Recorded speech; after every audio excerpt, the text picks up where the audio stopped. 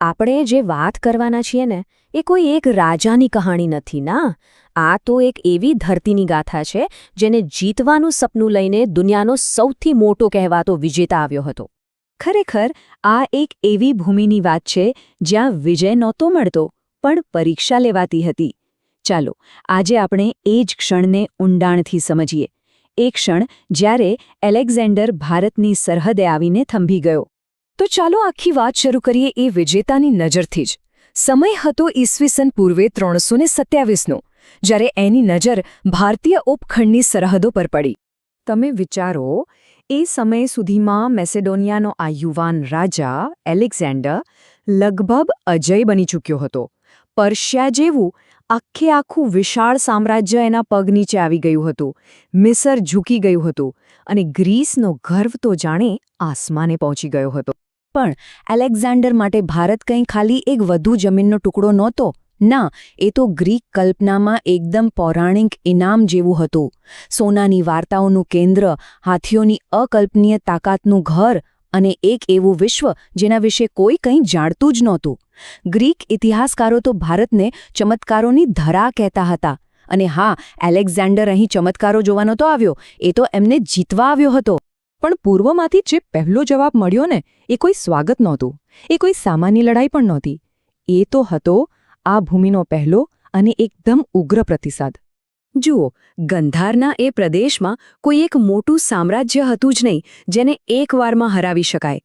અહીં તો હતી અસ્સાકેની જેવી નાની પણ સ્વતંત્ર જાતિઓ, જે કોઈ રાજા માટે નહીં પણ પોતાની માટી માટે, પોતાના ઘરની રક્ષા માટે લડી રહી હતી. મસ્સાગાના કિલ્લા પર જે લડાઈ થઈ એની વાત જ અલગ છે. પહેલાં તો અસ્સાકેની જાતિના પુરુષો શું બહાદુરીથી લડ્યા અને પછી વીરગતિ પામ્યા. પણ યુદ્ધ અહીં પૂરું ન થયું, કારણ કે એ પછી જે થયું એની તો ગ્રીક સેનાએ સપનામાંય કલ્પના નહીં કરી હોય. કિલ્લાની સ્ત્રીઓએ તલવારો ઉઠાવી લીધી. આ ભારત તરફથી પહેલો અને એકદમ સ્પષ્ટ સંદેશો હતો. આ ભૂમિએ જાણે લોહી અને પ્રતિકારથી એ વિજેતાને પહેલો પાઠ ભણાયો કે ભાઈ, અહીં જીત એટલી સસ્તી નથી મળવાની. તો શારીરિક સંઘર્ષ પછી હવે પડકારનું સ્વરૂપ જ બદલાઈ ગયું. તક્ષશિલા શહેરમાં એલેક્ઝાન્ડરનો સામનો કોઈ તલવાર સાથે ન હતો પણ જ્ઞાન સાથે હતો. તક્ષશિલા એ સમયે જ્ઞાન અને વ્યાપારનું મોટું કેન્દ્ર હતું. અહીં એલેક્ઝાન્ડરને સૈનિકો ન મળ્યા તો ઋષિઓ અને વિદ્વાનો. અને એમણે પહેલો જ સવાલ એવો પૂછ્યો જેણે આખા લશ્કરી અભિયાન પર જાણે બ્રેક મારી દીધી. સવાલ હતો, આત્મા શું છે? પછી આવ્યો બીજો, એનાથી પણ ગહેન પ્રશ્ન. એક એવો સવાલ જેણે યુદ્ધ અને વિજયની વાતોને સાવ નાની બનાવી દીધી. એમણે પૂછ્યું, મૃત્યુ પછી શું થાય છે? અને અંતે ત્રીજો સવાલ, એ રાજાનું શું જેને પોતાની પ્રજાનું માન જ ન મળે? આ કોઈ સામાન્ય સવાલ નહોતો, આ તો શાસનના હૃદય પર સીધો પ્રહાર હતો. અને આ સવાલોએ એક વાત સાબિત કરી દીધી કે બૌદ્ધિક પડકાર કોઈ પણ સેના કરતાં જરાય ઓછો નહોતો. પણ આ જે વૈચારિક શાંતિ હતી ને એ બહુ લાંબો સમય ટકી નહીં, કારણ કે પૂર્વમાં હાઇડેસ્પીઝ નદીને કિનારે ઇતિહાસનો એક સૌથી મોટો મુકાબલો રાહ જોઈ રહ્યો હતો. એલેક્ઝાન્ડર અને રાજા પોરસ. ત્યાંનું દ્રશ્ય કેવું હશે જરા વિચારો. ધોધમાર વરસાદ, પગ ખૂંપી જાય એવો કીચડ, અને સામે રાજા પોરસના યુદ્ધ હાથીઓની ગગનભેદી ગર્જના. આ રાક્ષસી જેવા પ્રાણીઓને જોઈને એલેક્ઝાન્ડરની સેના પર જે માનસિક અસર થઈ હશે ને એની તો કલ્પના જ કરવી રહી. યુદ્ધ તો ખૂબ જ લોહિયાળ થયું.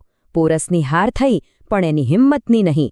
જ્યારે ઘાયલ પોરસને એલેક્ઝાન્ડર સામે લાવવામાં આવ્યો ત્યારે એ વિજેતાએ પૂછ્યું, બોલ, તારી સાથે કેવો વ્યવહાર કરું? અને પોરસનો એ જવાબ જે ઇતિહાસમાં હંમેશા માટે અમર થઈ ગયો, એક રાજા જેવો.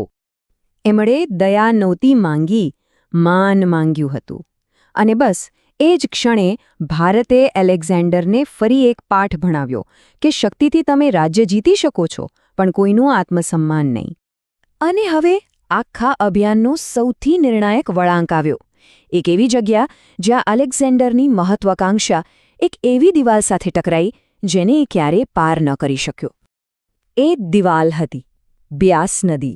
અને એ નદીની પેલે પાર હતું ભારતનું એ સમયનું સૌથી શક્તિશાળી સામ્રાજ્ય, નંદ સામ્રાજ્ય.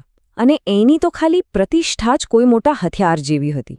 વાતો એવી હતી કે નંદ સામ્રાજ્ય પાસે હજારો યુદ્ધ હાથીઓ છે, લાખોની સેના છે.